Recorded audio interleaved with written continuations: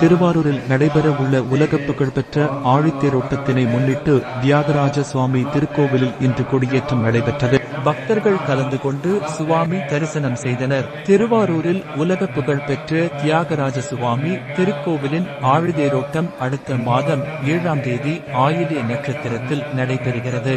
திருவாரூரில் பிறந்தாலும் தியாகராஜ சுவாமியின் பெயர் சொன்னாலும் முக்தி தரும் திருத்தலமாகவும் சைவ திருத்தலங்களில் முதன்மையானதும் ஆகும். ஆசியாவிலேயே மிகப்பெரிய இந்த ஆழித்தேரோட்டத்தினை காண்பதற்காக தமிழ்நாடு மட்டுமின்றி இதர மாநிலங்கள் வெளிநாடுகளில் இருந்தும் இலட்சக்கணக்கான பக்தர்கள் கூடி ஆரோரா தியாகேசா என தேரை வடம் பிடித்து இழுக்கும் காட்சி கண்கொள்ளா காட்சியாகும்.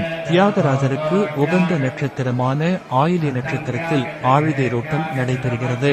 இதற்காக கடந்த மாதம் பந்தக்கால் முகூர்த்தம் நிகழ்ச்சி நடைபெற்றது. நேற்று திருவாரூரில் உள்ள சுந்தரர் பறவை நாச்சியார் கோவிலில் இருந்து நெல்மணிகளுடன் சிறப்பு அலங்காரம் செய்யப்பட்டு பூதகணங்கள் கோவிலுக்கு நெல் கொண்டு வந்ததை நினைவூட்டிடும் வகையில் சிவபக்தர்கள் பூதம் வேடமணிந்து நடனமாடி வீதி உலா வந்தனர். இந்த ஊர்வலத்தில் ஏராளமான பக்தர்கள் கலந்து கொண்டனர். அதனையொட்டி இன்று தியாகராஜ சுவாமி திருக்கோவிலில் கொடியேற்றம் நிகழ்ச்சி நடைபெற்றது. இந்த நிகழ்ச்சியில் சிவாச்சாரியார்கள் வேத மந்திரங்கள் முழங்க சிறப்பு அபிஷேக ஆராதனைகள் கொடிமரத்திற்கு செய்யப்பட்டு கொடியேற்றம் நிகழ்ச்சி வெகு விமர்சையாக நடைபெற்றது. நிகழ்வில் நாகை இந்து சமய அறநிலையத்துறை துணை ஆணையர் சிவனடியார்கள், ஆன்மீக பக்தர்கள், பொதுமக்கள் என நூற்றுக்கணக்கானோர் கலந்து கொண்டனர்.